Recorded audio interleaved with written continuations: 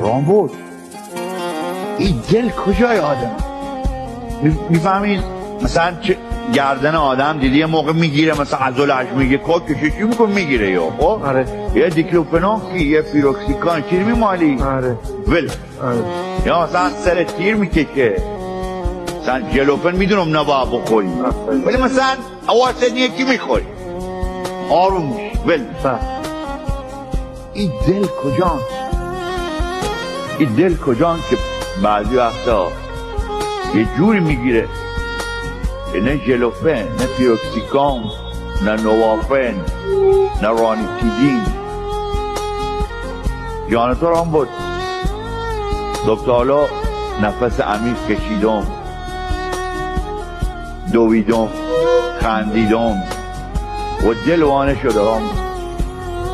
این دل کجای آدم؟